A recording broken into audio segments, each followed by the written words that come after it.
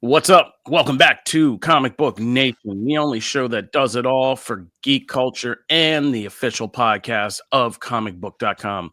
I am your host, Kofi Outlaw, and with me today are my co-hosts, Matthew Aguilar and Janelle Wheeler. What's up, everybody?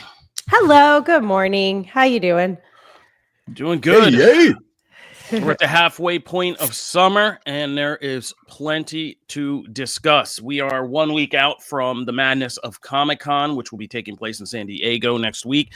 And even though we won't be there physically, we will have a whole kind of expert team of comicbook.com peeps on the ground, scrambling, seeing things.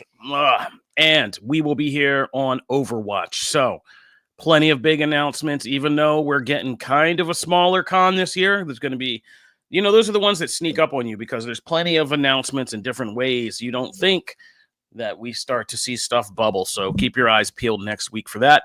But this week, because the con is a little bit different this year, it's been an interesting kind of rollout as we started to all try to relax and unclench on Friday. We've just been in Thursday and Friday. We've been hit with just a bevy of trailers, information. There's a big headline I didn't even throw in here. So let's throw it in here first as like a little group topic. Just like a grenade group topic and see how everybody feels. So there's been some indication that there's going to be a new Avengers leader for the MCU. Oh, yeah. Yeah, we got that little tidbit of information, right? And it was just kind of, people have been like, because what we're hearing is that there's a reason they got Pedro. We've been saying there's a reason that they went out and got Pedro Pascal, and we've been like, me and Matt have been here on our Maker arc, hoping that he was going to be doing like some kind of crazy villain thing, which is not off the table. It's in fact, if anything, it's more on the table than ever because of just what we're learning about Fantastic Four's story as the final weeks go on, that Galactus is targeting their child. And that is a major part of the story. And Reed Richards is facing this choice, save the world, save my kid, that type of deal. So we could have the makings of a Maker in here, but we've also seen that now we are going to be getting a new leader in charge of the Avengers, and it's going to be Reed Richards. So that came directly from Fantastic Four First Steps director Matt Shakman, who was doing press for the movie. And he was talking about Reed's arc, and he said he goes from being the nerdy scientist who's locked away in a lab to the husband and father who do anything to protect his family to the guy who's leading the Avengers. I realized that the version we were building had to have all of those elements. So, it's not hard to extrapolate what's happening there. Are we saying that Reed Richards is going to be like in Phase 7 and the new leader of the Avengers? No, of course not, right? Like, that's not what anybody who's read the comic thinks. It's more that if you know anything about Avengers Secret Wars from the 2010s and Doomsday is preceding that film and kind of will be like the kind of incursion event that preceded the Secret Wars of 2010. For all the grandiose cosmic mumbo jumbo of all that in Jonathan Hickman's story, what people kind of constantly reference and love is that at the heart of it, it's a Reed Richards and Victor Von Doom story. It's kind of about Doom's jealousy of Reed and his desire to kind of want to be the man that like Reed doesn't even know he kind of is, to, you know, be looked at in that kind of way. And so, yeah, Reed Richards being the centerpiece holding together what's left of the Avengers and the surviving heroes and leading them into Secret Wars to kind of try to beat Doom and all that, that makes perfect sense. That's kind of how it sort of kind of plays out in the comics. It's really kind of a scattered group coming together type deal, but I see it in that sense. So I see for these two films and this two-part event, Pascal's Reed Richards being this leader. I still think it would be interesting if at the end he's left in a place where he does take that villain turn. See, but if we're doing Secret Wars, I think we can have our cake and eat it too, right? Because like that doesn't mean that we're getting that with Doctor Doom essentially anyway, right? We're getting RDJ. We've had all the hero stuff, and we're not taking any of that away. It's not like that version of Tony Stark is turning. It's a different version of Tony Stark, right? So that went a different path. So we can still have that, and I want that because that is my favorite version of Reed Richards. Just because he fully leans into what he already does, right? So I'm okay with this. However, I think you're right on the leadership aspect of it, and I think this is probably going to be they're going to cherry pick from that event, right? I don't know if they can. That event was so widespread as far as like there were so many tie-ins to that event that tackled all these different things. I don't think they're going to be able to do that, even as big a movie as they're already doing. I don't think they're going to be able to do to that extent. So they are going to cherry pick some things. I wouldn't actually be surprised if he is really kind of the de facto leader during this little phase, because because certain people are either out of it or they just don't have the expertise and knowledge. For as much as like Captain America and Captain Marvel know about our universe and what's happening on our world, Reed is going to come in with a very different knowledge base, especially after what happens in the Fantastic Four movie. So whether they want to or not, I do feel like they're going to have to like, okay, this dude knows more than us. we kind of got to follow his lead, and that could lead to some interesting things down the road to where maybe, I don't know, maybe he is kind of ends up being the leader of, the main team, which I wouldn't have been able to guess before this phase started, but with the way things have gone, yeah, I get it. You've just been playing too much Marvel Rivals. That's my take. Yeah, I feel like anybody like myself who doesn't know a lot about Fantastic Four is really going to struggle with that. Like, we don't know this guy. We don't know. And I get it. Like because I had the same reaction.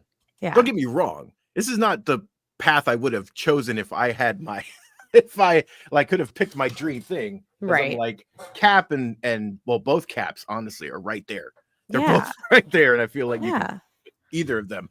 That said, the way the MCU has shaped out, and the fact that we're doing these big multiversal movies, and this is kind of this linchpin to this next era, it doesn't make any sense for the other two to really be in that role for those things. Afterwards, it's not their like experience. Yeah, because what are they gonna?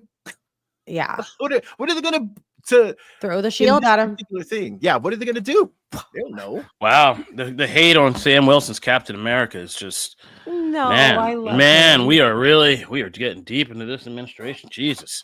I'm just dealing with the facts that are there. That's all I think that Pedro is definitely like people will get behind him as a leader, but I don't know if they're going to get behind Reed Richards. Do you know what I'm saying? Does that make sense? In this scenario, what we're dealing with now, I want to preface this because I would rather have Cap. It makes more sense from a story standpoint, from what we've done already, the passing of the all that stuff. It makes more sense for for Cap to be the leader of the team. It just does. And then if you're not going to do him, well, okay, Captain Marvel's right there. She's been through this whole thing. In this, what the plan they're taking and the world stuff and the cosmic stuff with different worlds, it's just those two kind of get pushed out. If you're really looking at the way, I'm joking, but like, yeah, it's when you put Sam Wilson in a situation like this, he quickly becomes Hawkeye in Avengers 2, right? Like, given that speech, he's like, there's worlds colliding. I'm just out here with a shield. Like, we do what but we got to go and we got to step up. So, like, I get that whole angle of it, and I think it's kind of like, we get so hung up on the semantics of words these days. Like, everybody gets so triggered every time they hear something. Like, we're still fighting about Superman and the word immigrant, right? So it's kind of like Reed Richards isn't going to be a leader of the Avengers. He's going to be a leader of the surviving ragtag band of Marvel heroes. He's the guy who he's quite literally, in the comics, the guy driving the lifeboat. Even with all the mention of, like, in Thunderbolts about, like, Sam is, he's trademarking the name and, like, stuff like that. Right, but none of that's going to matter if the Earth gets torn apart and these people are all transported to the void of whatever's left. Like, trademarks don't matter. Like, the titles of the teams aren't going to matter. It's literally going to be whoever's left alive battling variants of themselves from, like, across the multiverse. So this is not like an Avengers mission. There is no official Avengers, and we all know that. And it's like the whole point of this story is going to be establishing, like, a new team of Avengers, a new team of younger heroes. And, eventually the Fantastic Four are probably just trying to rebuild the Fantastic Four at this point and try to get all their members back in together. And we'll have a new universe. And I'm sure within that new kind of reestablished universe, the Fantastic Four will be the Fantastic Four. The Avengers will be the Avengers. The X-Men will be the X-Men. The champions will be the champions. Like, we'll get everybody sorted out to where they should be. But, because, I mean, it's going to be nuts. You're going to probably see some iteration. They'll probably do all kinds of odes.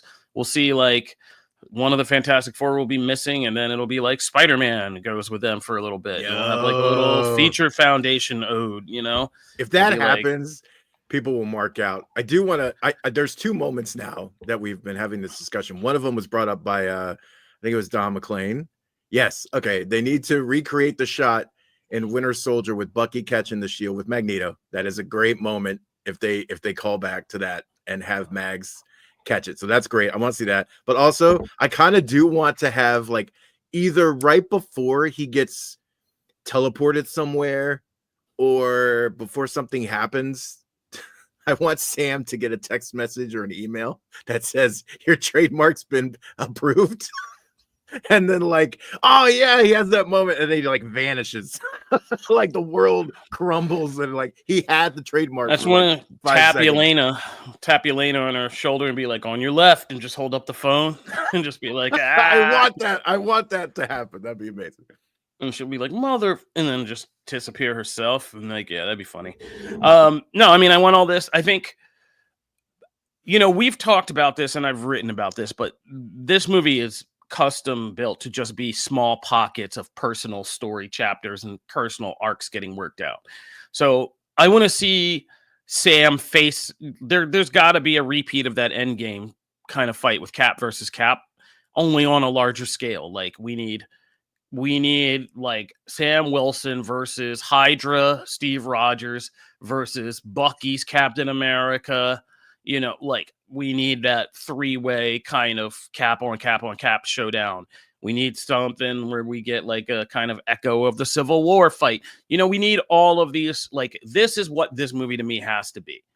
You're not going to be able to reinvent the wheel and do something bigger, but it is smart to use the multiverse to kind of give people larger odes to the things we loved about Marvel movies, like, over the years. So there's all kinds of references and callbacks you could do in these new kind of spun up combinations. And so I think Sam Wilson will have plenty of time to get his moment and to prove himself Cap worthy. It's just not going to be on a cosmic scale of like figuring out how to reset the universe. That's more of a Reed Richards type thing. Yeah. Yeah. No, man, talk about a moment where if you want to, also, I feel like we're talking about a wrestling story right now because this is so like this is the kind of booking conversations that happen. But it's like, man, imagine how he'll get the rocket on him if they have a moment in this where he is facing Hydra Cap and he takes him down, and they have that whole moment. Like, talk about like I literally took down the evil version of my predecessor. I am built for this. Like, I like talk about a thing that should propel him to be in that spot. And if anyone ignores it at that point or doesn't put him there, well, that's just, you know what? Let's throw in Aldous Hodge, Hawkman. Let's just throw him in as a younger Isaiah Bradley in like the full costume too. Like, let's just do it all. Yeah. Like, let's just do that. Yeah. He looks like he could be a young Carl Lumbly. So yeah. I will put Aldous Hodge in everything. Yeah, let's get Aldous Hodge in there as a young Isaiah Bradley. 4-way Cap fight. Boom, let's go. Yeah. It'd be also hilarious if it was Sam and like in Alexi. Like get David Harbour in there. And he'll be like, I have your back. And he'll be like, oh my God. Like, oh my God. But this is gold. This is but that's what I'm saying. Right? This is the kind of stuff like when we say like what is Sam Wilson gonna do? Like this is the stuff we can do. Like I want to see Chris Hemsworth's Thor get taken out by like the Thor corpse, right? By him just taking down the entire Thor corpse and like sacrificing himself, like except for one horse face goat god of a man, Beta Ray. See, we're starting to mark out, but this is the kind of stuff this movie can do. So, yeah, I mean, I'm not going to trip about that. And this has been a 15-minute detour into a topic that was not even on the run sheet. And while we did that, I even had to add another thing that I forgot. The main thing I forgot.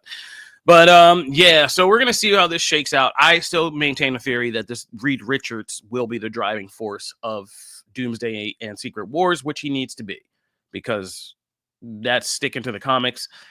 I'm just more worried, like a lot of people, of how rushed this is going to feel. Like, are we going to get enough time to get to know Reed, to get to know Doom? Because if this is like how they establish their rivalry, that's always going to feel kind of weird to me. If the Reed Richards Doctor Doom rivalry of the MCU begins with this weird cosmic crossover thing. So we'll see how that goes, but I'm very curious about Fantastic Four, and if they really don't make any reference to Doom or anything like that, then this conflict's going to be. It's not that it can't be done, because it would still be able to be doable if Reed Richards kind of playing chess with Doom, even though they've never met each other. Both of them being on this level of brilliance and kind of like awareness and meeting and having like a mutual respect, even though they're enemies. That whole thing could still be there, but it's going to feel weird to me. I mean, getting out of this whole multiverse saga is still not, like, they have not landed this plane with me yet, because it is such a violent jump from everything we're kind of been cooking with, which is a bunch of weird random ingredients that don't seem to fit together. And then going to this major event is bananas. BANANAS. All right. So that's it right there. We're going to move on. Matt has some things. So why we got a new MCU leader, we got some people making a comeback. Boy, speaking of that Marvel crossover, man, we got Taika Waititi has been doing some things, and now he's jumping into Judge Dredd, which those two terms, I would not have paired those two together on a bingo card coming into this, but evidently that's really happening.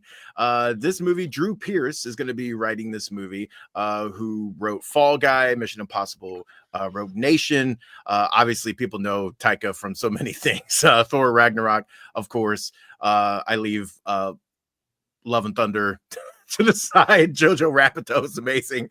But yeah, this was a mix that I wasn't expecting either. Zach G. This is a new feature film. They are attached to direct. We don't really have any other kind of story details, but the one thing that is mentioned in the report is that it will be focused more on the comics. We've obviously had 2 previous iterations of this. We had both the Sylvester Stallone version from back in the day, and then we had the Carl Urban version, the very, to me, slept on version of Judge Dredd. That one kind of came and went, but I actually really enjoyed that one too.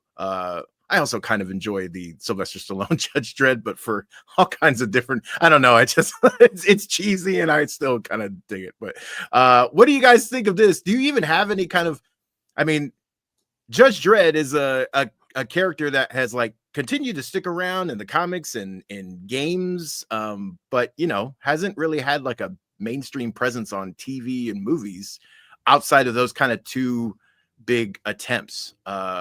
Are you excited for this? I'm low key very much a Dredd fan. Like, yeah, I've been, and I think I mean, anybody who's listening here knows that, you know, I'm friends with producer Adi Shankar. Shout out to Adi, who was, you know, cut a lot of his bones before he made the bootleg universe and all the things he has going on with Netflix. Doing the Dredd, he was one of the main producers behind Dredd and fought and got that movie out there.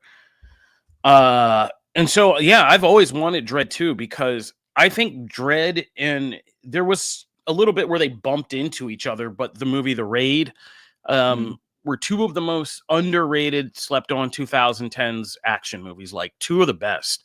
Like The Raid is martial arts action, still one of the best movies ever. And Dredd was surprisingly everything and what should have been the focus. This movie should have been the case study for so many studios for where they should have pivoted in the 2010s.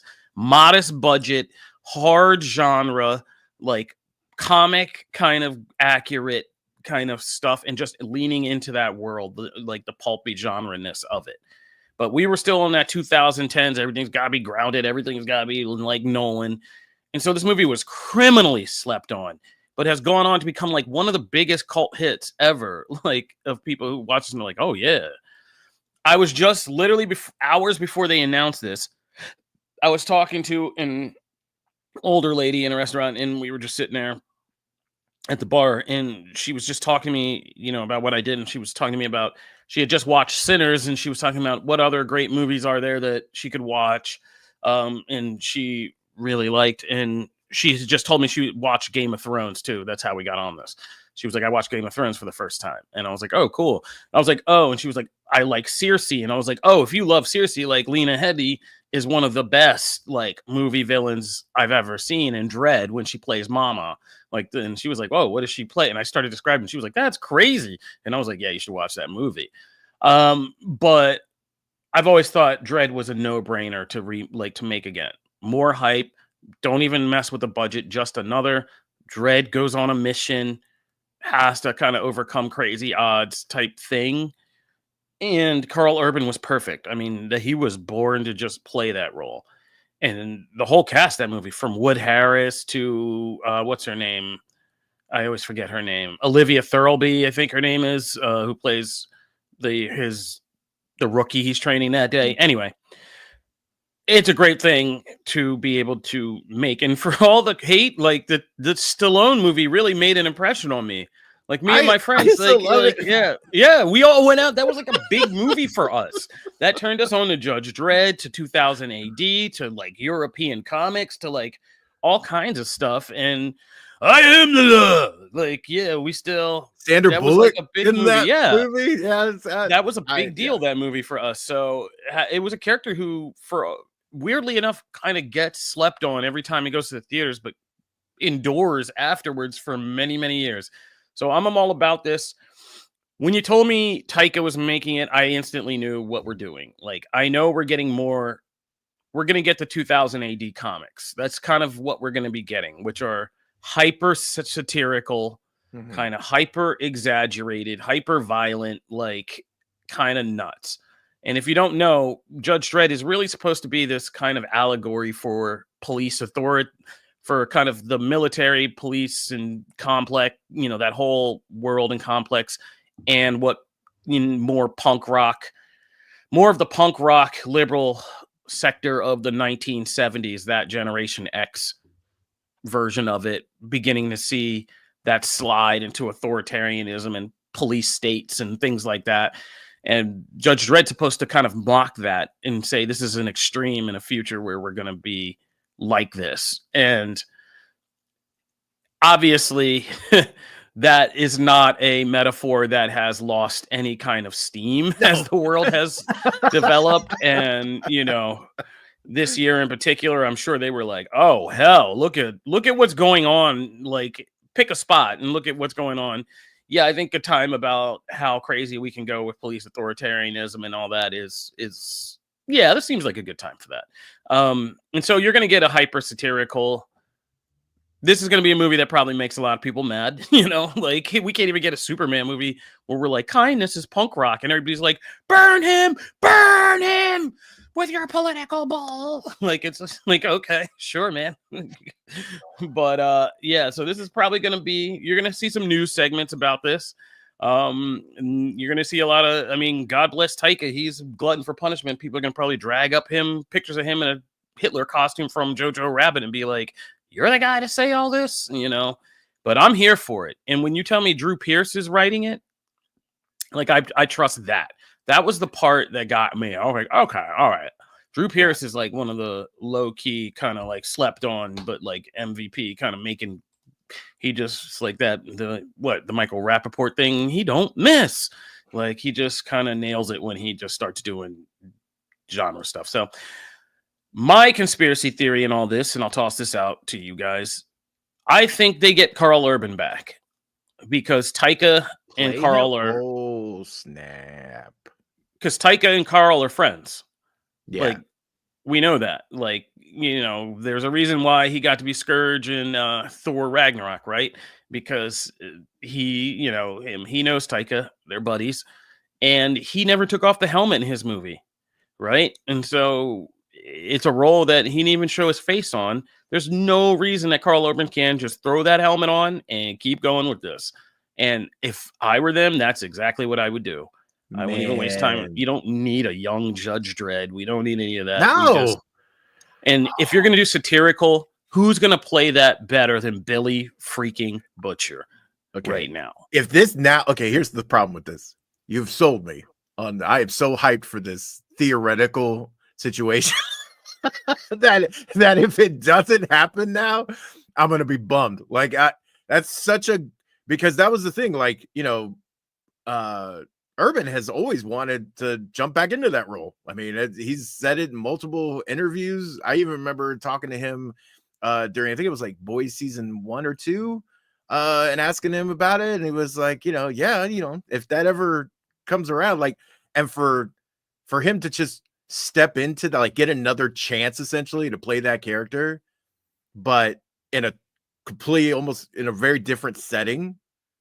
Man, that's a win. I think that's a best case scenario. So yeah, if we get the report that it's like, hey, it's going to be a different Judge Dredd, now I'm going to be bummed. and it's no shade to whoever gets that, but now I'm sold. Like, that is such a great theory, and I really hope that comes true. Janelle, do you have any skin in this game? Do you care about Dredd at all? I don't know anything about Dredd. Like, I'm embarrassed to say that I don't. You've never watched Dredd? No. And hearing you guys talk about it, I'm like kind of shrinking into my seat because I feel like I would love it. And I'm so upset that I haven't ever like taken the time or ComicBook Nation is currently looking for new podcast hosts. If you have any experience in media, please contact us through the comicbook.com website. This is perfect because now you have the perfect excuse. Yeah, that's true. Jump into both. True. I need you to watch both because the other this is crazy. Like, Dredd's up your alley. I know. I don't even know how I freaking missed it. Like, what is wrong? It was just never on my radar.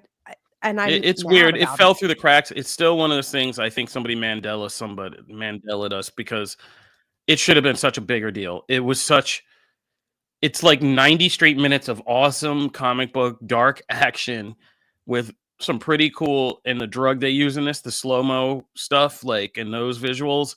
It was even in 3D, I believe. That stuff was crazy. Yeah, but they swept it under the rug because I think there was a lot of issues with studios and who did it and who got it, and people were mad. And Dredd was, I think, written by Alex Garland too, which was crazy. It wasn't the fault of, that's the problem, right? The fact that I feel like this is like endemic of what hampered it at the box office. Yeah, Alex Garland wrote that. People didn't know about it. Half of it was just people didn't know about it. And it doesn't, granted, it doesn't have the awareness that like something like from the Big Two has, but like still, like there was, I remember at the time, like, I saw ads, but that's because I'm on geeky sites and I'm looking at geeky things, and it's in that sphere. If you were on the mainstream sphere outside of that at all, I don't think you knew about that movie. And it really, kind of got put out there, unfortunately, and just didn't catch. And I can't remember if the first Judge Dredd was that a box office hit. That was like I'd look it up, but no, I remember what happened here. Okay, so the first one wasn't enough of a hit. The first one made 113 million worldwide back in 1995, which wasn't bad, but it also cost 85 to 90 million because they spent a lot of money on costumes, those animatronics for the robot. Like they spent a lot of money on that movie. So it didn't make enough of a profit. But so what happened with Dredd was kind of crazy. So it was another Rogue One where it came out. And this is it's kind of a funny story. Yeah, it was like a Rogue One. So it came out and it was directed by Pete Travis, director Pete Travis, who did, Cold Feet, a bunch of The Jury, like a bunch of other just little genre movies. And it was written by Alex Garland. But when they started trying to get done with filming and go into post-production, it was such a mess that like, they couldn't put the movie together. They couldn't get this movie together. And so Alex Garland actually, this is where he crossed over from writer to directing. He came in and did such heavy edits and reshaping of the movie to pull it all together that he wanted a co-director credit, but he didn't do any of the shooting of the movie. Pete Travis had shot it all. So they got into this whole behind the scenes fight, and it ended in the weirdest thing ever where they came out and said, we have an quote unorthodox partnership or unorthodox collaboration on this movie is how they put it out there. Yeah, really red flaggy. And then the studio just kind of pushed it out the door with like a little marketing. And we're just like, they tried to, they used it as a Comic-Con promo because that's where that's what really set the hype off. They showed it at Comic-Con. Everybody was like, holy crap, this is amazing. But it was like one of those Comic-Con amazing things where like Scott Pilgrim was another one where at Comic-Con, it blew the roof off the whole convention. But outside of that, like the greater public didn't. That's where they learned Comic-Con was not a marketing thing. Like you can't do that. But yeah, they just pushed it out the door and didn't say anything about it because there was they couldn't promote it. They couldn't do a rollout of it because everybody on the film was kind of like grumbling and like, and like, yeah. So that was one of those cases. But that's what Garland did so much work on it that he got into directing after that. And so, that's something. Oh, we got Ex Machina and Civil War and Annihilation. Yeah. And that's where he just kind of like was like, oh, I'll direct some of these things instead of just writing these things for other people. I could put these together. And so, so that's what happened with it. And it's a shame because, again, I once helped a guy write a book about this, but there's some of the greatest movies of all time have come from some of the messiest, craziest productions that nobody ever thought would pull together. Apocalypse Now, The Godfather. We could just start going down the list. There's so many of them. But, this is much longer than I wanted to talk about this, but Judge Dredd, I'm in. We should have had Janelle, Dredd get in the your image. butt out there and watch Dredd. I cannot. I'm actually in my Discord asking everyone, where do I stream it? Yes. Or like, chat. I'm like, help Chat, me. help Janelle. Where do I find this? All right, well, that's only one thing we're getting back now. Your Power Rangers, Power Rangers behind is really getting happy this week. So, what else is happening? All right, so let's we'll touch on this really quickly. The good news is there's not much information on this yet. However, Captain Planet and the Planeteers is coming back to the screen, and it's coming to Netflix, which is crazy. This property, I feel like, has been in limbo for years, as far as like kind of a live action take, a new animated series. All these kinds of things have been rumored and kind of fallen through. And in a competitive bidding situation, Netflix won out and landed development of a new Captain Planet live action series. So it will be a live action take on the animated series. It will be a series. At one point, I know it was actually being developed as a movie, I believe. But now it's going to be down to this. And someone who's very familiar, if you're familiar with the CW, the Arrowverse at all, Greg Berlanti's Berlanti Productions is also handling this, as well as Leonardo DiCaprio's Appian Way and Warner Brothers Television. So the fact that like Berlanti is behind this, Miss Davis co-creator Tara Hernandez will be writing the series. No mention, of course, on cast or anything like that. It's too early. But you know, I was a big Captain Planet fan back in the day. Also, Dynamite actually just relaunched Captain Planet as a comic series, and that's doing really well. So, you know, the character has endured you know, for years and years. We even got Don Cheadle Captain Planet at one point. But yeah, like he's endured, and so I'm excited to see what a series looks like. A live action series, I'm actually quite surprised by, because I honestly thought it would be a movie or it would be an animated series. I didn't think they'd do a live action series. So that's kind of interesting. What are your, you know, links to Captain Planet? This is a thing we haven't talked about on the show to this point, so I don't know where you guys come from on that. I am absolutely ecstatic about this because Captain Planet was like everything when I was a kid, and I'm still kind of Captain Planet-y, even though I realized that it was all propaganda in the 90s for like children to save the planet because they were just trashing it anyways, and recycling wasn't actually being recycled. And anyways, don't get me into it. But I loved Captain Planet. I have been on this like exploration throughout my entire adulthood of trying to save the planet, wanting to do better for the world, and doing little things make big differences. And I even have like a sound cue, like during my streams, I have like a Captain Planet sound cue. Because if anybody ever wants to help the environment, you guys know you can subscribe to my Patreon, right? Like every week we do a little bit to help a little more of Mother Gaia. So, you know, I'll send you the link, and just for a small investment, you know. Also, I feel like we have learned so much today. We went into a rabbit hole of Dredd, and then we have now learned that like Janelle is like a long time Captain Planet. Oh yeah, that was like my child. This episode like has been Gem revelatory. and Captain I had no Planet. idea what you were talking about when you started that. Muppet I was like, what the hell is she talking about? But apparently you're a lifelong Captain Planet fan. Sure. Yeah. Okay. Love there Captain we go. Planet. Now, I also know I gotta Janelle, really do these background checks of the CW verse, though. So, are you also excited that Berlanti's kind of shepherding this through, or no?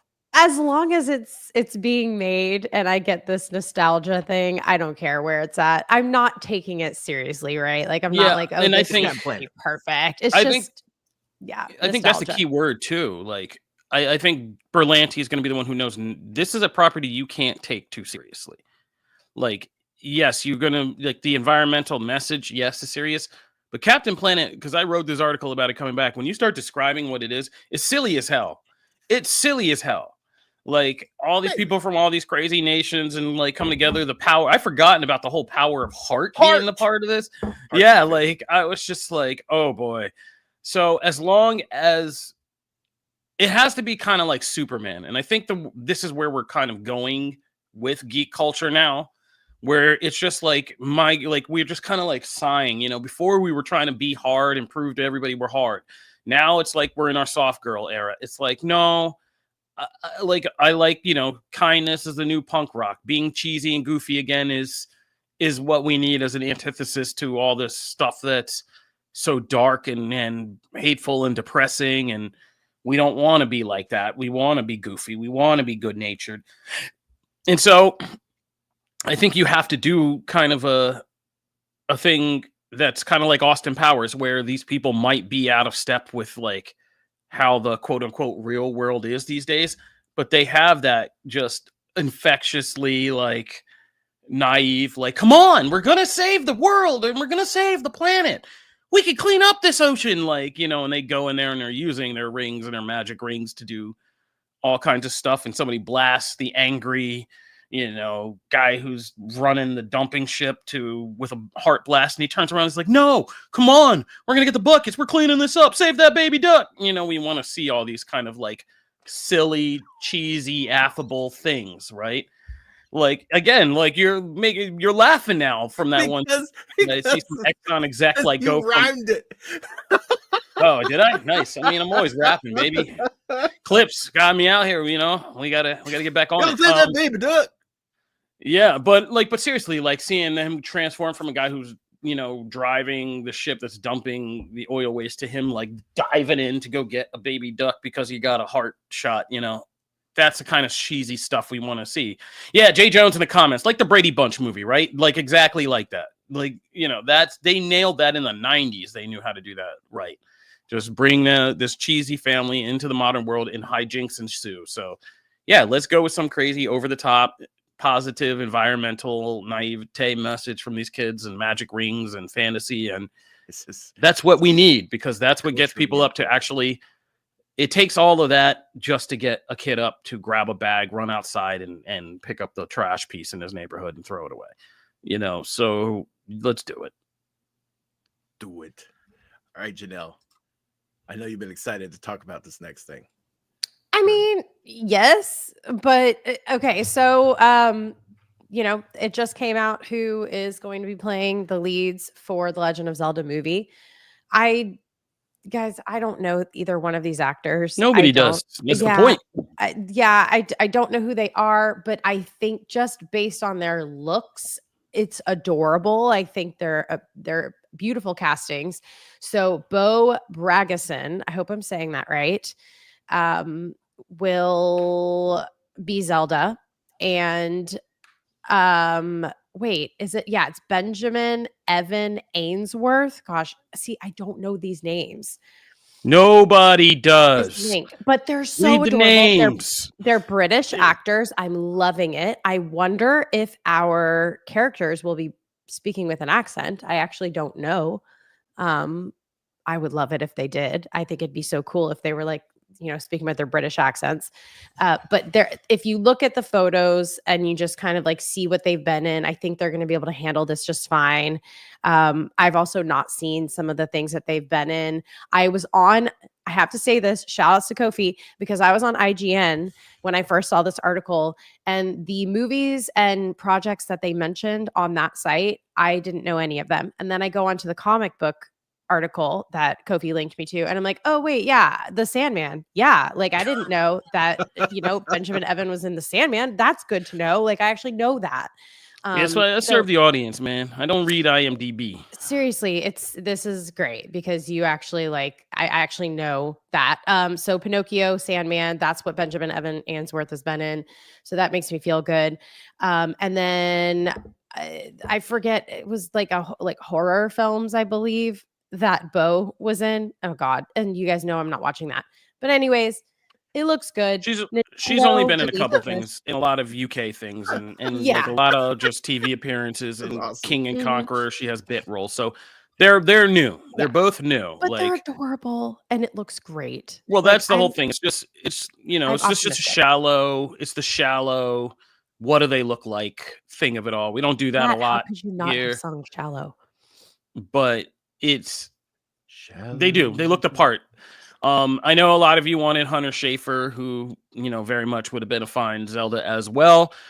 But Bo, I can see why they got Bo Bragason. She has that kind of ethereal look, but also she doesn't look like an elf. She looks like she has like freckles. Like she looks real. She looks like a real girl, but has that kind of like, even in that picture, like that wind's always blowing through her hair, slow type of ethereal thing that you need for Princess Zelda.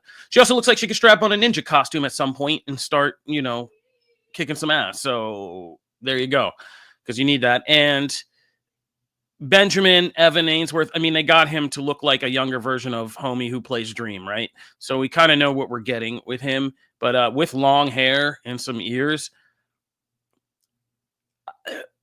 I was just like, when I wrote the article about this too, man, I've done a lot of writing this week. I was just kind of like, you have to know, because Zelda games have leaned into the idea that Link doesn't say anything. He's kind of a blank slate. He just reacts. He's all like, ah, that's Link's whole thing. Like, he makes little yelps or just facial expressions. So this kid looks like he has the expressiveness. Like, he's going to have that. And it's also about, like, what kind of personality do you give Link? Because that's going to be a big thing for this movie. Because we're allowed to project whatever we want onto Link. Like I said, he listens to a lot of these people talk, and he's just like, it's just his face going, like, and then, or being like, because you fell off something or you're surprised by something. But we don't need a repeat of the 90s cartoon, right? Oh man. Yeah. We don't need the smarmy, excuse me, princess. Like, I don't think we're going for that. But he looks like he will have that expressiveness that we need from Link. I just hope we don't get, like, I hope they nail the character correctly. But he seems like they're both good actors. I mean, I trust the UK acting schools. It seems like we'll be getting something good out of this. So it's also the chemistry test, right? They got to be able to do this, but eventually kind of like come together. So yeah, we'll see. That's it. That's all I had to say. We'll see. There's no more to it. You guys are the bigger Zelda people than me, so like I come in to this I'm like like an on the way by, like, passing by Zelda fan. Like I dabble, but I don't like jump into every release. Wind Waker's my favorite Zelda. So I'm cool. I'm excited to see, like, what the fact that we're actually getting a Zelda movie, and when we get castings like this, the fact that, like, it's actually real is probably the biggest takeaway for me. It's like, wow, this is actually happening. Like, we're gonna see Zelda on the big screen. So that's cool in itself. But yeah, that's all for me. I'm more excited about all these trailers. Yes. Oh my gosh. Yeah. We haven't even gotten to the main part. I know. Well, we should. Let's do it. All right. Should we take a break first, Kobe, or what do you want to just jump in here? Let's see. We should probably take a break. And we'll talk movies. We'll be right back.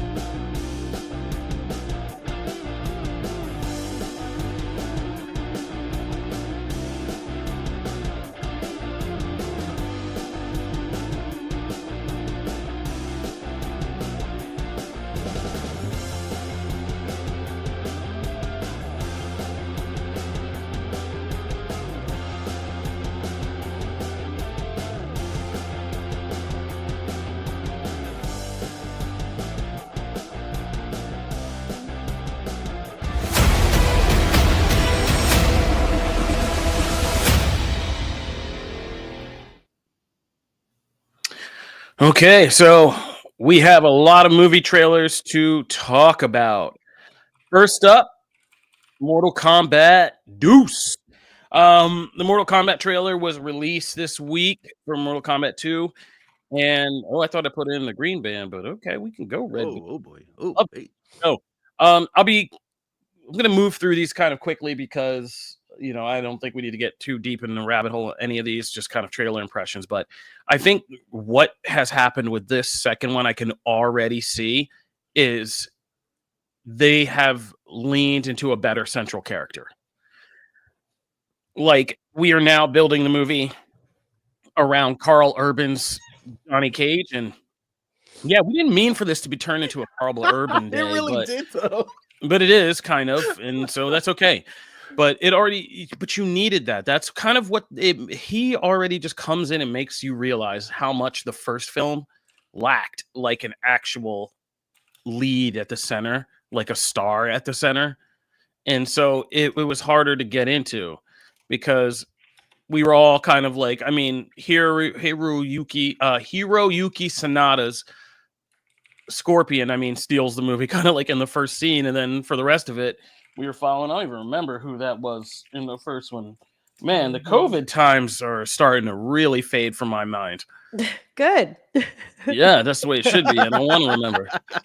Oh, yeah. Louis Tan is Cole Young. And Louis Tan isn't a bad actor at all, but like Cole Young was not the person to build this movie around the first time. And so getting in Johnny Cage and making him the fish out of water, the regular guy in this super powered tournament is already comedically and just dramatically a funny framework for this movie. And because you have Carl Urban in the center, everything else seems to revolve around it and get carried a lot better. I already feel so much better about this movie than I did about the first one. And this looks like what I wanted Mortal Kombat Annihilation to be. Mm-hmm. Yeah. Agreed. In Carl Urban, we trust. That's actually my only beef is like, I don't see him as Johnny Cage personally. But interesting. Okay, so here's the context. Rich, this is how I watched it. There was another like companion trailer that came out with this where it was a teaser. It was and they sent it to press. And it's like this hokey, like corny, like actual like movie trailer within a movie trailer of Johnny Cage. And I was like, I was so taken aback. I did not realize this was the casting.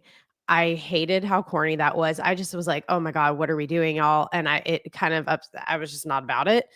Then I watched this one. So I wish I would have seen this one first because this is amazing, but I still don't love him. To me, the actor that played Homelander is more Johnny Cage. Anthony Starr than this guy. He's just too hardened for me. Like, I don't know. Johnny Cage is like annoyingly like full of himself and stuff. And it's just, I don't know. I just see Butcher, but that's just me. That's just now. I will, Zach G. I'm with you because I wanted my boy The Miz to. Oh my God, that would have been play this role, and he would have. Dude is Johnny Cage. He is if you watch WWE and you watch a Miz segment, you're like, my God, I'm watching Johnny Cage. So I didn't even think about that. That would have been so great. I would have loved that. However, and you can go and actually get our reaction to his like not getting that role if you want to on Comic Book. We actually got to talk to him about it at one point. But as Carl Urban, I still like he won me over because I'm with you. I go in, I'm like, okay, I want to see how this goes, right? And then as you get into the trailer and he starts interacting, it's like what Kofi said. Once he starts interacting with the other characters and they all have powers and he doesn't, and he's just like he starts fighting Baraka. And his like staff gets good writing though. It's so good. Like that part's so good. So I'm like, okay, it won me over and I'm on board. But yeah, The Miz, I would have been. That's again, I think we're straying from my original point was you needed a movie star who can carry this movie with charisma. And I love The Miz. I've been watching The Miz since the MTV days, but like he's a wrestling star and yeah, he'll be able to handle the action bits, but like he can't carry an entire movie and do the deeper, like washed up movie star trying to like find new value as his actual fighting, like all of that. And I agree that it would have needed to be a different type of Johnny Cage. Yes, agreed, 100%. Because this version of the character, I think Urban's got hands down. And the star power, yes, I'm saying like from a movie and TV perspective, I totally get that. I just as a character. As Johnny Cage and the character that we played in the games for so long, I would have liked to see that too. I'm okay with both though. I would love to see Miz as a smarmy character from the newer Mortal Kombat's, the ones I don't know, and see him in like a sequence and see him get kind of torn apart. That'd be funny. I like when strong guys in real life can do that with their own persona, like have him fight and just horribly lose and get like his head chopped off. But to answer some questions from the chat. No, these aren't actual gaming actors. These aren't actors from the game. The actress playing Jade is Tati Gabrielle from You. She played Marianne in You. Oh, Yeah. She's been in everything. She's in I knew Uncharted. Yeah, and Nora from The Last of Us is where we just saw her. Nora, who got beat to death in the hospital. Yeah, so that's her. That's who's playing Jade. So these are all actual actors from different places around the world. And Tadanobu Asano, our boy from Shogun, who played oh man, I forget his name in Shogun, but he was the scheming lord who always wanted to try to play things and then ended up getting, Toranaga at the very end of the show. He's the one talking to Toranaga about, oh, you wanted to be Shogun the whole time. And he's like, yeah, I'm not going to answer, but yeah. And just cuts off his head. Yeah. So he's going to be Raiden. And so this is a good cast. Yeah. Yabushige was his name in the show. Yeah. So this is actually a pretty stacked cast of actors. And the returning ones I like. Jessica McNamee is going to be returning as Sona. Josh. Josh Lawson as Kano, Ludi Lin, Makad Brooks. I like both those guys. Lin was great. Yeah, Ludi Lin's great and everything. And Makad Brooks I actually like Makad Brooks as Joe Toslam as Noob Saibot. He's from The Raid, another guy from some of the best action movies. And yeah, Joe Toslam is also good. So this looks stacked. I'm in. This looks better than the first already, and it looks like so good. I'm going to go ahead and say it looks like the best Mortal Kombat since the 1995 one, since the original. That katana scene, one of my favorite movies ever. It's so cool. Also, I want to double down on the praise to Makad, who is good in anything and everything. Makad Brooks is great. Up on Law and Order. Oh, is that where he is now? See, he on, bounces to TV, so I always lose track of him because he goes to network TV. He's got to get that check. He's so good. He made that show 10 times better the minute he stepped on the set. He's so good, but he's good in everything. He's great. Mm-hmm. Always. No, Makad Brooks is always good. So I'm not mad at this cast at all. All right. Let's talk about the weirder thing, Tron Ares. Let's kind of see. So Jared Leto is back, and I think he thinks he's living in a computer now, even as we speak. But Tron Ares, this trailer was very interesting. I'm not going to hold you. We knew this had some kind of premise about the digital people coming to the real world. That was the twist this time. But now I kind of am smirking, and I get it now. I'm like, what was the inroad for you guys doing another Tron? But this is obviously the AI fears, and it looks spot on to where we are now. Joachim Ronning, Swedish or Norwegian director, is taking over this one. He did the Pirates of the Caribbean, Dead Men Tell No Tales, the second Maleficent movie. So he's been an up-and-comer in kind of big-budget blockbuster genre directing. This looks spectacular, and I'm intrigued by the story of seeing Evan Peters as Julian, this kind of CEO of a tech company who's trying to basically enslave AI and make it work for him, and people being like, bro, this is going to go so wrong, right? That looks interesting as a premise. What I'm kind of still waving my hand 50-50 about is I'm not sure this movie is going to know what to do with its own central character. Is Ares a villain? Is Ares a hero? Is he somewhere in between of both? I can't get a bead on what angle the story's taking with him.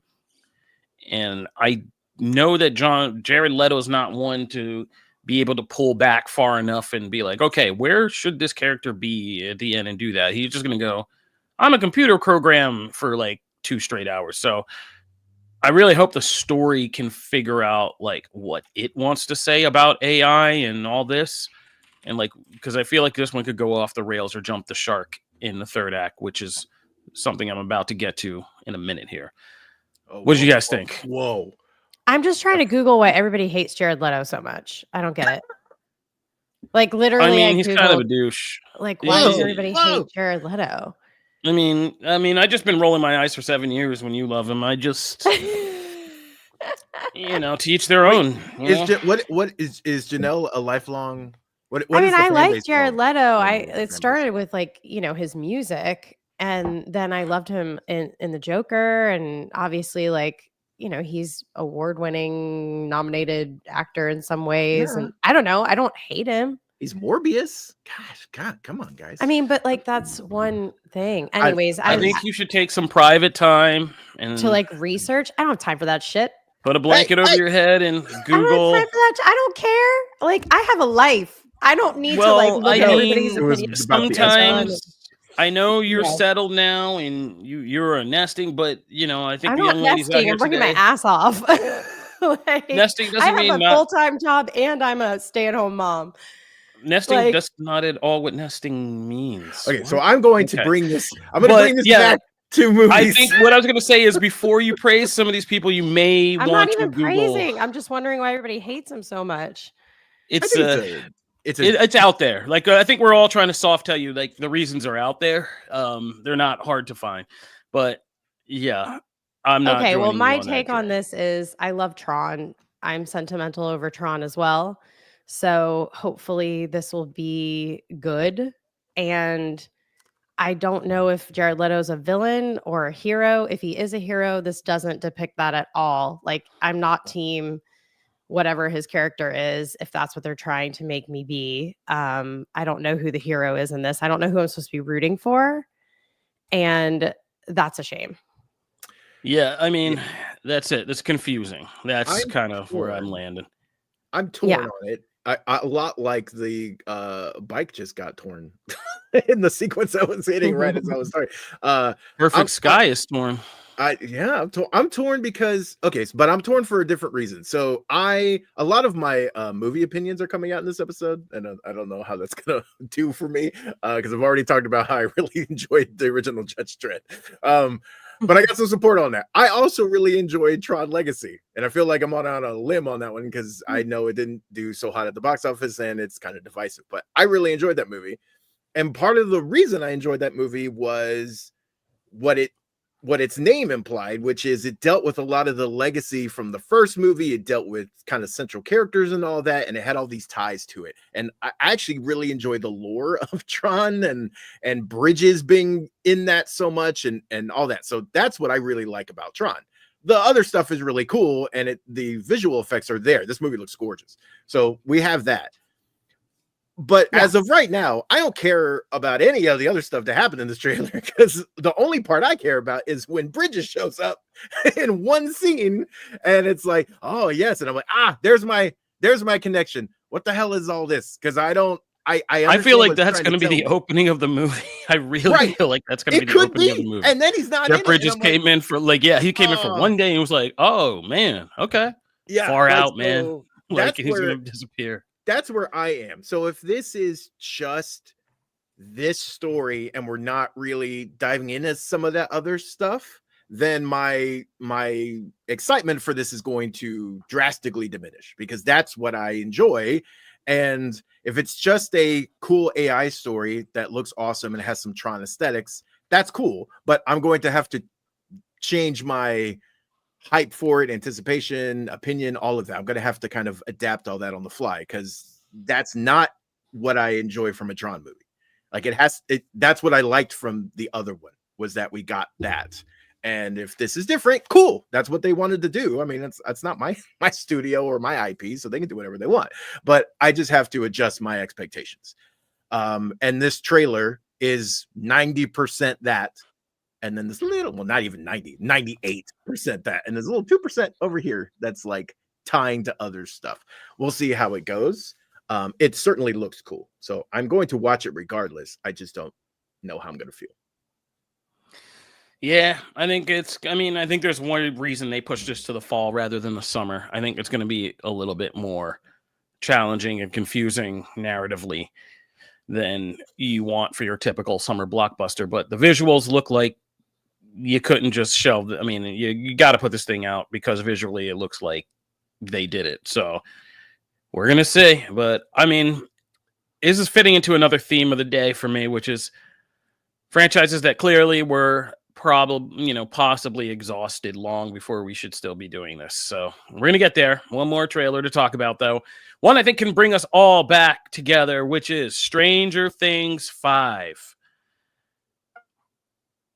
What are you guys thinking? Did you like it? I mean, this is one of the most highly anticipated TV events in years.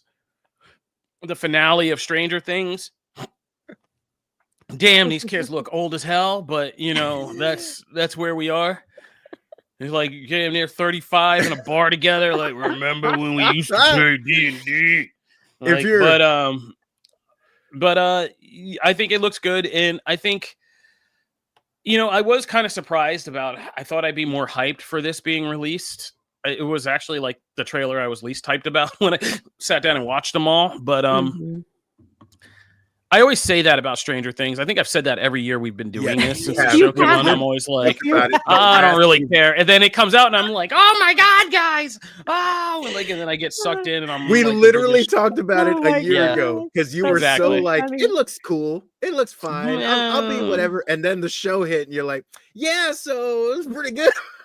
Yeah, I was. So I feel like the same thing will happen to me again. But it's just like, I don't know what it is about Stranger Things. Maybe it's just the binge model. Maybe it's just that, like, it comes, like, I have my time with it and then it's done, and then it's like some weird affair. Like, I go, we have these hot few weeks, and then like I'm like, I never want to see you again until they come back into town a year later, and then it's just like I don't know. Oh my God, if my wife listens to this, I'm gonna get so stabbed. So all right. If you've been watching if you're watching the live show, you have seen my reaction play it on screen from the moment that the trailer came on, because I cannot wait for this. This is my like show of the year. Okay, this is the thing I'm most excited for all year. It's been that way the last 2 seasons.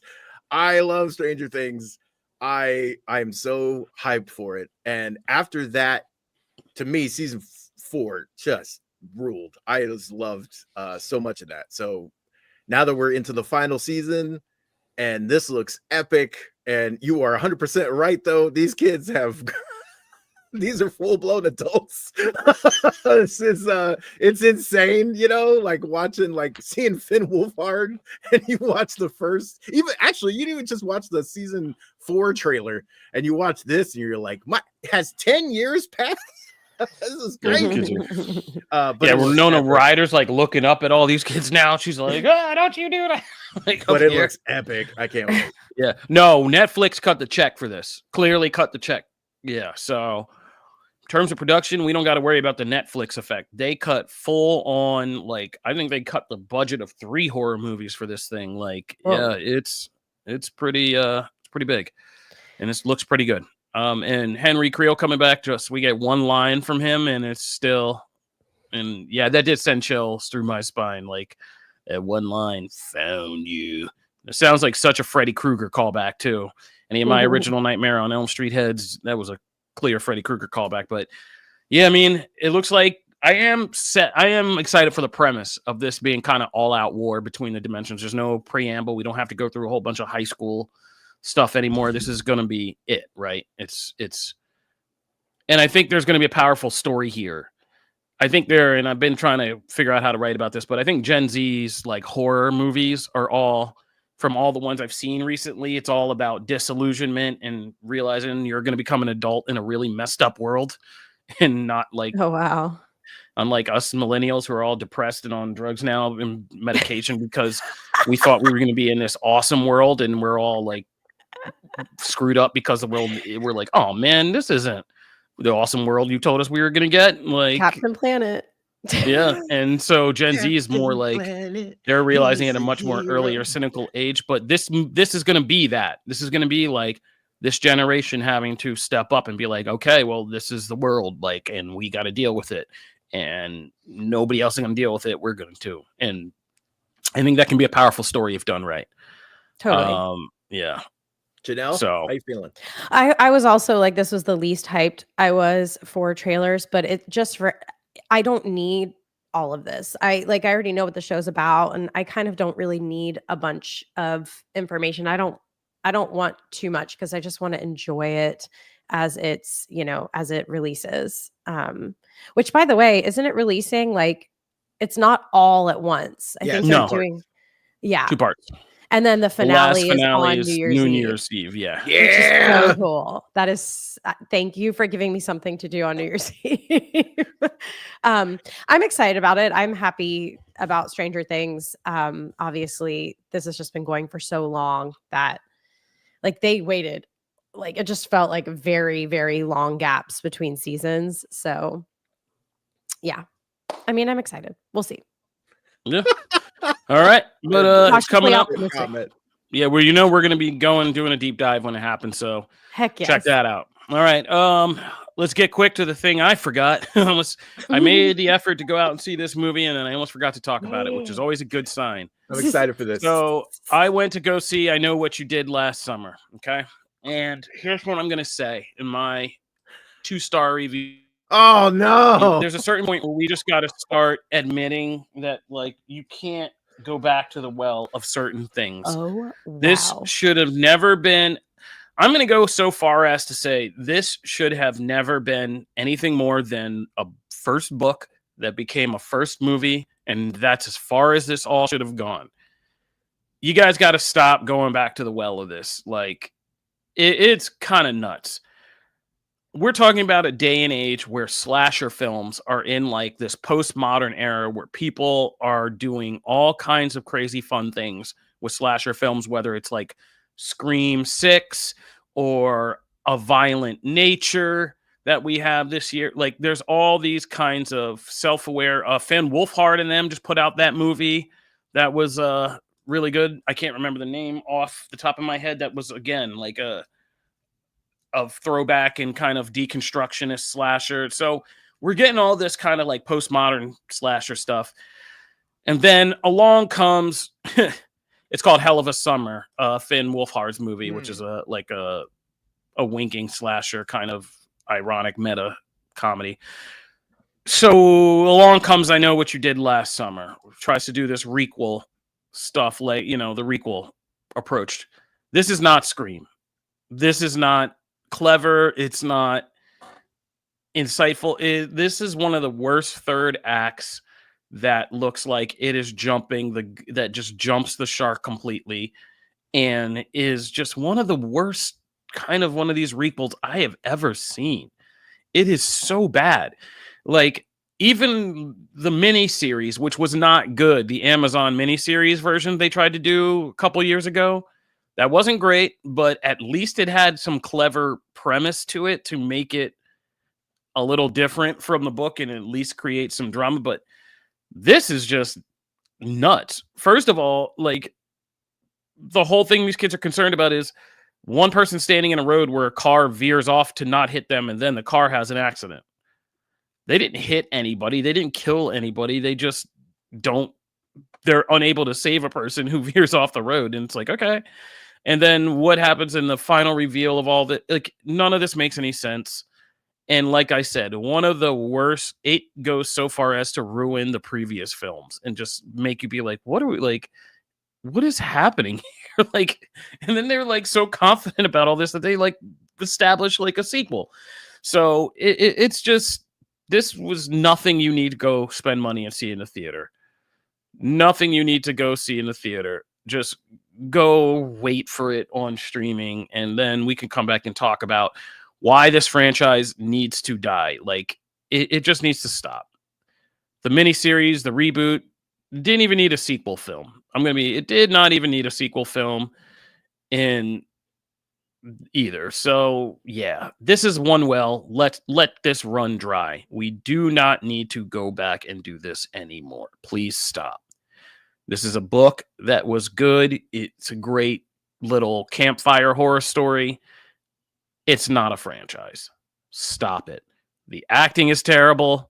The story's terrible.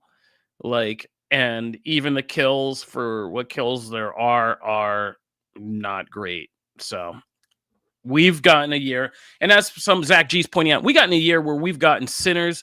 We've gotten a year where even Final Destination made a clever little comeback and made something of it and was fun.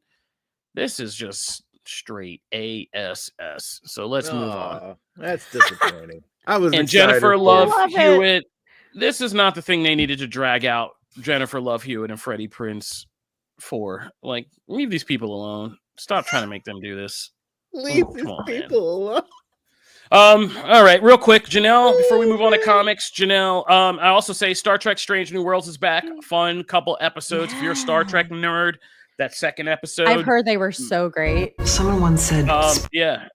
But the second episode makes some big years of canon theory come together, and one of the best theories is now made canon. Shout out to Strange New Worlds for keeping it fun like the original Star Trek series, but in this new modern time.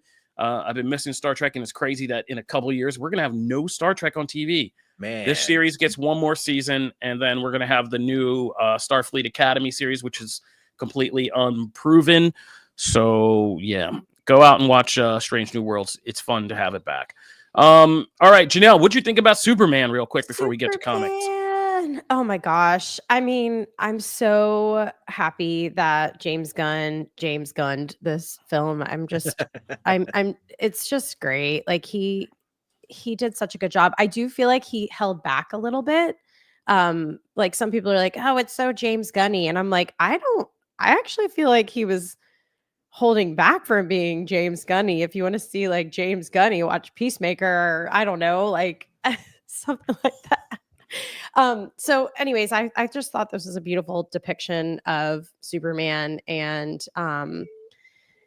like Superman's not my favorite hero. Like it's not, I don't know, he's just not like my favorite story, but this is done beautifully, right? Like I love the actors. Mr. Terrific is everything. Yeah. Like everything. He is my absolute favorite DC person right now. That's all I from say. This movie. I don't need your help. I'm goddamn Mr. Terrific. I love him so much. It's like I want to rewatch just for his parts. Like I just love him so much. Also, I was like a super fan of Marvelous Mrs. Maisel. And so seeing that lead actress in the Lois role, sometimes I thought I was watching Maisel.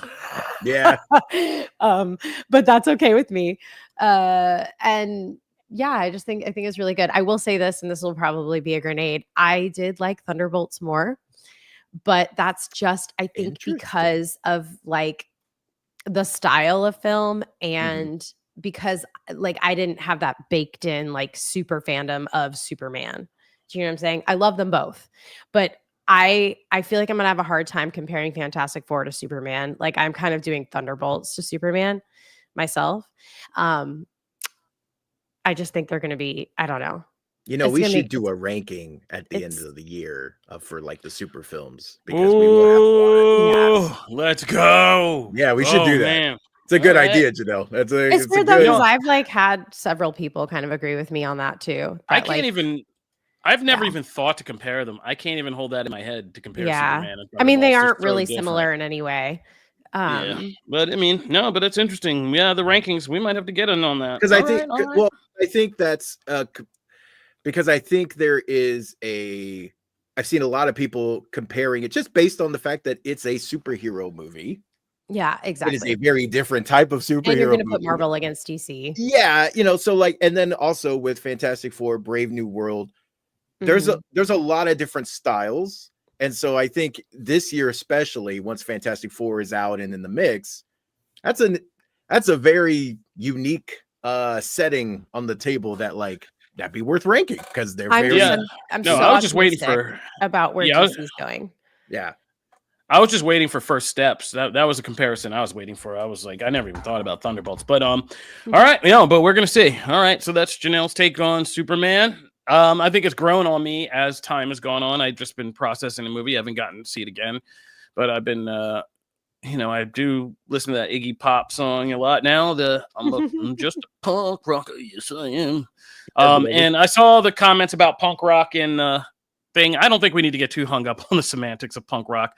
Of course, punk rock is based on anger and the rejection of a bad establishment. We get that, but I think it's just a metaphor in the movie that kindness is the new punk rock. It's just meaning that's the countercultural alternative. I love that.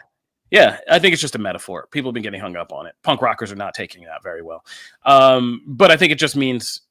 The new thing to counterculture is if the culture is based on cynicism and cruelty and stuff like that, then it is quote unquote punk rock to go the opposite direction. So yeah, we're going to keep it. I'm interested in how Superman's doing in week 2 and how that's going to perform up until Fantastic Four. So we're going to keep an eye on that. I did Strange New Worlds. So let's talk comics, Matt. What's going on? Because we had one hell of a comic this week. Yo, let's start with, look, we're already talking a little DC with Superman. So let's jump into Absolute Batman number 10, which takes us right into, we're in the middle of this Bane arc and finding out what's really kind of behind Arkham. But man, has anybody checked on Scott Snyder's house? Like, we need to make sure, based on this and like Court of Owls and a bunch of other stories he's written, like, do we know this man doesn't have some kind of weird chamber he's holding people in, like one of those Joe U cubes in his basement? He loves a story about just imprisoning somebody and, you know, breaking their mind. And I'm like, you're right about this a little too much.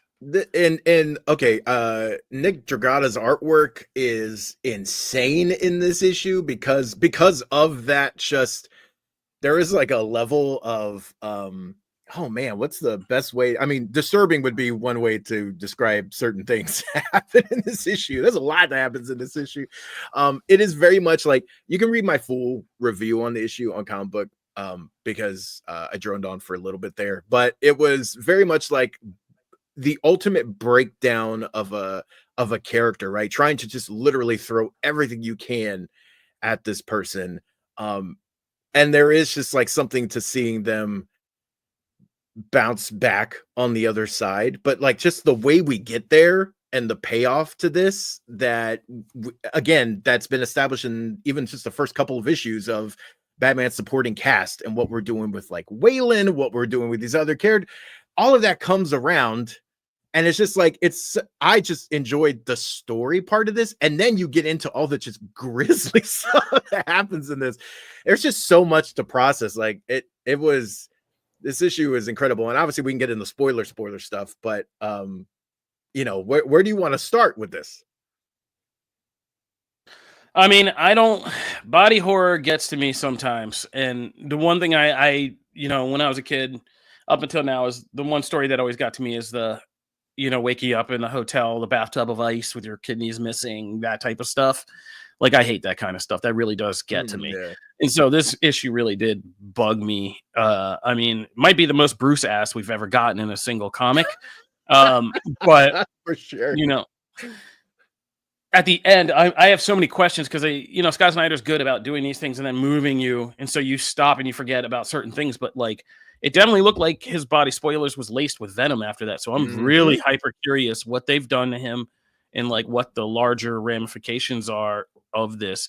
It also took me a minute because I was like tripping out the whole comic. I was like, dude, they would know who he is. They would know who he is out of the costume. And then I realized, no, like in this universe, Bruce Wayne isn't somebody substantial. He's nobody substantial. So they don't know who he is. And so he's just a guy.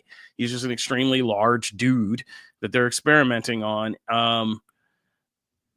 That's, you guys are so messed up in the comments. That's Gotham's ass. It's hilarious. Yeah, I love this universe. And this was like, if I were submitting for the Eisners, like this would be a single issue that I would put up as like my award nomination issue, because it is such a self-contained, terrifying story about, and so well done, and it does so many things at once. It kind of really advances and develops this Batman in a significant way that could be permanent in like whatever they've done to him in those physical changes.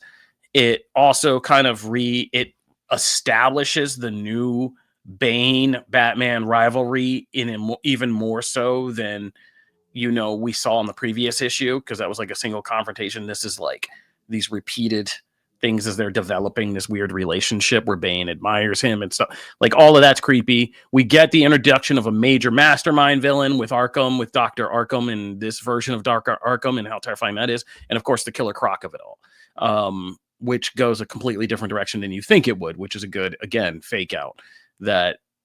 And I like such a great moment. Oh my God. Yeah. And because Snyder's doing this thing where he's doing it Lost style, where every issue it's a self-contained story where we get these flashbacks that are relevant to the story. So him like bonding with Waylon and their kind of deep bond, and how that all culminates by the end of the book is well done, because again, you're looking over here, but this other thing is kind of building up over here, so that when we get over here, it's like, you know, it's really well done how he's written this. But it's terrifying that Arc M is the whole world, this Batman, and this is like why I like this absolute universe, is because these darker ideas we can do them.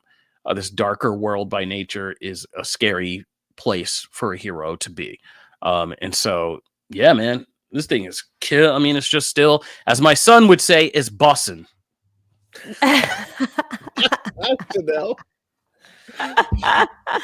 It is busted. Yeah, I mean, this is wild. Like, this is such a page turner. You cannot look away. Like, I started it in the middle of the night and I started to kind of like pass out while I was reading it. And I was like, no, I'm pissed off that I'm falling asleep. I can see you falling asleep and yelling at yourself at the same time. Yes. Oh yeah. I do that all the time. It sucks. It definitely sucks. Anyways, this is wild. Like, this is just such an interesting read and such an interesting take. Like, how do you even think of the idea of this? It's so good. Also, how does he come back from this? Like, I just have so many questions. I just feel like they have ruined him so much. Like, they have completely destroyed him. I just don't understand how he can come back at all. Yeah. But obviously the way that they leave it off is just such a cliffhanger, and this is a must read, truly. Yeah, 100%. When he reroutes the feeding tube to be acid, dude, I was like, are you kidding me? That whole escape sequence was so gnarly, where they think they've broken him, like, yeah, and then it's like he pulled out his own teeth to use as like knuckle blades. I was like I said, body horror stuff gets to me. That stuff, that whole section, I was just like, oh my god. And the stomach acid from the feeding tube was just insane. Yeah, I was just like, this is insane. That's oh man, yeah. So let's move from that just really quickly, because this is we've talked a lot about the X-Men. I always get the name wrong. Is it Rise from the Ashes? Is that what the name of the From the Ashes? From the Ashes. I always mess it up. So we've talked a lot about X-Men. Obviously, it's memorable because I can't even remember the name, From the Ashes, and we've had mixed to not positive reactions across the board for the most part. The next big X event, which is actually even kind of expanding beyond X-Men, but is the Age of Revelation. And that received a 0 issue. Basically, what they're doing here is kind of, an ode to Age of Apocalypse, which is when Age of Apocalypse hit, it took over all the other books. So if you were reading an X title, all of that stopped with one kind of critical issue. And then everything was new, different series, all the characters were in different places, featured new designs, all that stuff. So in the Age of Revelation, they're kind of doing the same thing. They have a bunch of new titles hitting, a bunch of new characters are going to be reimagined. And the whole central premise is that Doug Ramsey has remade the world in his image. And so that's how we're kind of going to be moving through this story. All of the characters have been redesigned. And in Zero kind of establishes this world. Just to give you a taste, obviously the first issue hasn't hit yet. That'll be the big debut. But this is just kind of setting the table type of thing. I come from a place, and I know Kofi feels the same way. Like, Age of Apocalypse is one of our favorites of X-Men stories all time. It's one of those. And ironically, Marvel is also doing Age of Apocalypse stuff in the next few months as well. So this is interesting timing. But how did I know Kofi, I didn't know if you get to read the 0 issue. I know Janelle did. How you feeling about this era? Does this excite you? I'm confused. Is this the cover? No, that's the I confused two things. I confused House of M and Age of Apocalypse in my head. I was like, I didn't read the right one.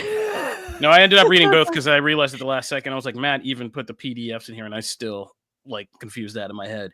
There's two different events that we're revisiting at the same time. So. Which doesn't make it any less confusing. No, X-Men is, and that's just, you guys have taught me X-Men is confusing, and that's okay. You can still enjoy it. It's just confusing. I think this is The way that the book starts, I'm kind of confused. Yeah, well, it sucks because like I just wish that I could wrap my head around it. I keep trying. Like I really am trying to catch up on X-Men. I really am. Like what I'm reading stuff even outside of what you guys give me, but again, it's just it is so thick. Like X-Men is it's okay. So, I'll say it if you want. X-Men is just ass right now. Like it really is. I don't hate this. I mean, it's just a lot of talking. I was just real confused at the beginning. Like I didn't know. Yeah. Okay, go Kofi. You do this. No, I mean, Age of Apocalypse was good because it was action and it was a little bit of horror and it was just like it was something was happening. It was exciting. This is every time they do these revisits lately, it's just a lot of exposition, talking, geopolitics. It's like it's not exciting and it doesn't feel edgy and dark and exciting anymore. This version of it is the most kind of like scrubbed, clean looking version of it. And it's just, I actually had more fun with accidentally reading the giant sized House of M. Like I had much more fun doing that. So I'm glad I made that mistake. So yeah. Well, I think that's part of the problem because right now, between those three. So that the giant size is part of a Miss Marvel story, which I will always, big up Miss Marvel in anything, but that is part of a Miss Marvel revisits all of these consequential moments in Marvel history time.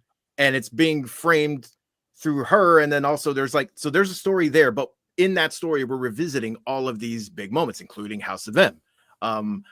So there's that going on right now. And then they're ramping up Age of Revelation, which picks up from the X books because it has like Jed McKay and all that, like a part of the core team there. And they're leading us into this kind of alternate look at things.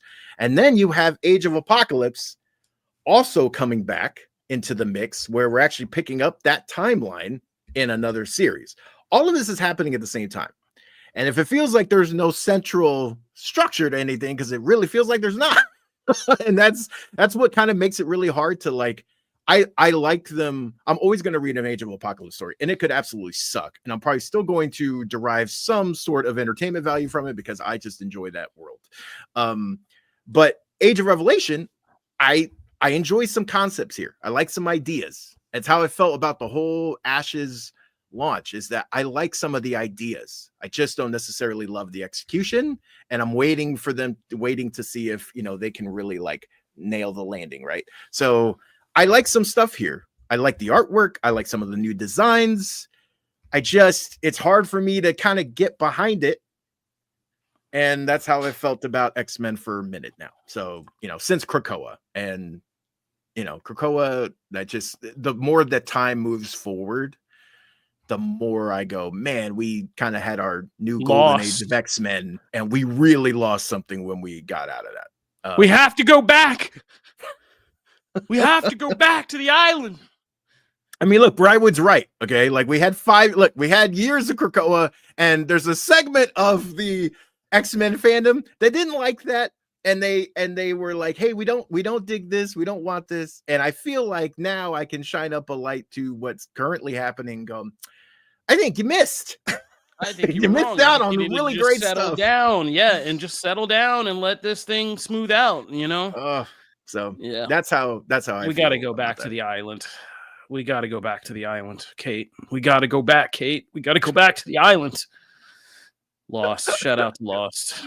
All right, so let's keep it moving. That's comics. Yes, I have an agenda that I'm going to make some changes to. I'm going to save some. We're going to be obviously talking about Comic-Con a lot next week, so I'm going to push this to next week's show. To give that a little more time. I'm gonna just hit up real quick. Janelle, did you need to bounce before? I'm hanging for a little bit. Okay. We'll see how it goes. All right. I will not be offended at all if you got jet midway through. So really cool. Just two things I wanted to shout out. There's a lot going on in the trading card game series over in tabletop. We got a brand new competitor. Rush of Icor is from Upper Deck. And Rich, if you'll let me know when that trailer pops up, because one of the things about this game is that the artwork to me is just stunning. This game really tries to kind of take we're diving into different cultures and mythologies, and that's what each deck is based on. And you're going to have your kind of main avatars are your kind of leaders, and that's what kind of defines your deck. And the artwork on the cards themselves and the quality of the cards is one of the biggest wins for this game. You get them in hand, and especially when you start doing foils and stuff, they are just beautiful. They really took their time and paid some attention to this. The other big thing for this game is what you're seeing right now on the live show is that you can play this game just me against another person, like a lot of other TCGs. You can play this 2v2 as well. So a team, like two people, can have their own avatars in their own deck and team up together to face two other people, which is also in other games as well. This one, though, ups the ante and says it's actually built for 3 versus 3. Now, this makes it more challenging in the fact that getting 6 people together and all have their own decks and stuff makes this more challenging, right? But if you can, that is the way it was designed, kind of primarily to play. It plays the other and they're fun, but you don't get nearly as much out of it as if you're playing 3 versus 3, because you're actually able to, like, positioning comes into play. Like, I can attack the person across from me. I can't attack the person diagonal to me. If I want to help an ally with a card, I can do so if they're next to me in the order. But like if one person's over here and the other person's on the other side of the table, you can't help them because, again, positioning matters. That stuff opens up when you have 3v3, and the cards really, like, you get the most out of the cards and all of that. So like this game really feels like it comes to life in that format. You can play the other ways, but I didn't enjoy it as much as I did that. The other innovation here is called infusion cards. And if you're watching the live show, you can see in the trailer, there's a spot where there are like these 3 clear cards. And there's a bunch of these in booster packs that you can get. You can get rare ones that have new abilities. They stick on top of your card, and it then essentially imbues that card with that ability for like the rest of the game, for however long it lasts. It is as treated as if it was always on that card. And there's different types. There's the infusions are like, hey, you get an extra raid, you get an extra attack. But then there's also ones that when it's summoned to the board, you get new abilities and things. And you can play all of that as you go. And so you have a certain number of those in your deck, and you can on the fly strategize, and depending on what your opponent's doing. So there's just a lot of strategical options here. Look, I'm a big fan of, like, obviously IP is always great, right? We're going to talk about Star Wars in a minute. Marvel, even My Hero Academia is in some other card games as well. Godzilla's in there. I love when IP is attached to card games because I can instantly gravitate towards that. This takes a very like, hey, we're going to dive into Greek mythology and Norse mythology. And I also love that. But I look at that and go, well, maybe it won't have the immediate IP draw as some of these other things. But I think if you give it a chance, and especially if you can get 6 people together, it's really rewarding. So definitely, if you're looking for something new, just came out, go ahead and try that. The other one I wanted to talk about just released, and it is Star Wars Unlimited Legends of the Force. This is the new set from Star Wars Unlimited. I've talked about Star Wars Unlimited a lot on this show. I adore this game. One of the most approachable card games that's out there when you're kind of getting into this market. And Star Wars Unlimited has done a great job of kind of innovating with each set. This one, as the name implies, is all about the Force, and they introduce a Force token mechanic that really kind of makes you consider when you use the Force, and all of the cards the leaders are very different. So like the first spotlight decks for this are Qui-Gon and Darth Maul. And Darth Maul, as you would expect, is very like attack driven. He can use the Force to kind of hit damage to multiple opponents during a turn. Qui-Gon is very different, though, in the fact that he actually lets you kind of like constantly refresh the field. So like if you have a unit that's out, you can use the Force to pull them back into your into your hand, and then replace them for free with a card that ranks that costs underneath that. So you can constantly be replenishing your battlefield without sacrificing a unit, and you have to use it strategically, but like you're using the force to do that. You can also use obviously lightsaber throws, force chokes, all of that stuff comes into play. I was very happy that one of the cards I got was Little Grogu, and he's amazing. And I'm going to put him into my deck immediately. But this really, the force feels powerful, and you have to be diligent about when you use it, because you can be caught getting a card and you don't have your force token activated, but there's a way to get it reactivated throughout the game. Really cool set. I'm enjoying this more than I enjoyed Jump to Lightspeed, which is the previous set, even though that did really cool things with the space side of things. I just tend to like when we're getting into the, for this game right now, I really like how we're diving into the Jedi. Some fan favorites are leaders, Ahsoka, Grand Inquisitor, all of those. Snoke is a leader in this set as well. So if you like the Force side, the Jedi Sith battle part of Star Wars, we're kind of shifting from the Outer Rim to that for the set, and I dig it. So that is out now. So that is your stop in tabletop country, and that's my agenda for this week. All right. Thank you, Matt. Thank you, Janelle. Thank you, everybody in the chat, for showing up once again and hanging with us. This is Comic Book Nation. We are the only show that does it all for geek culture and the official podcast of comicbook.com.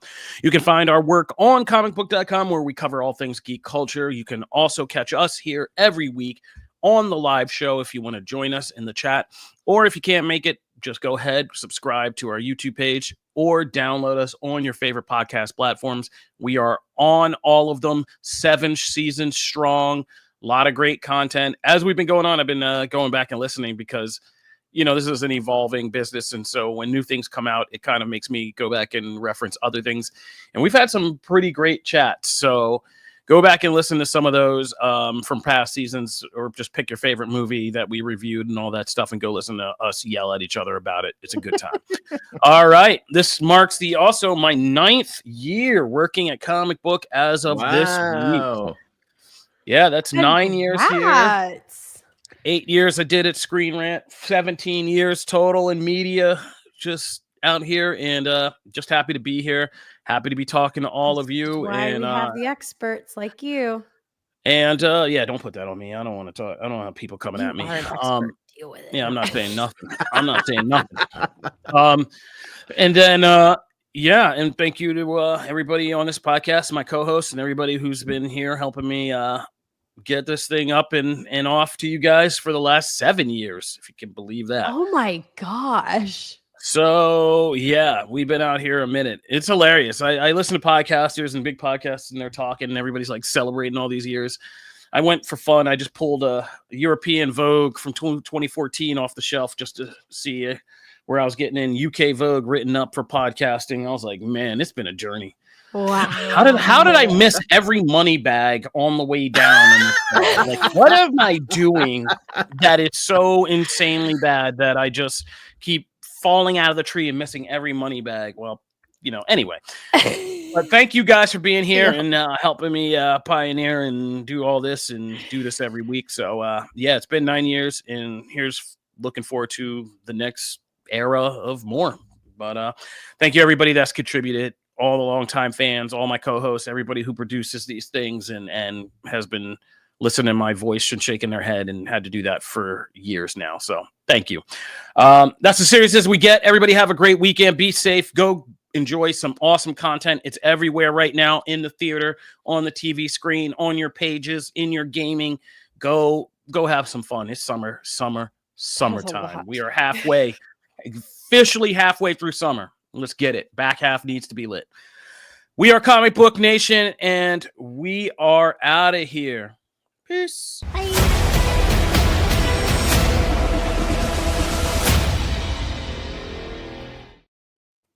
I know what you're doing.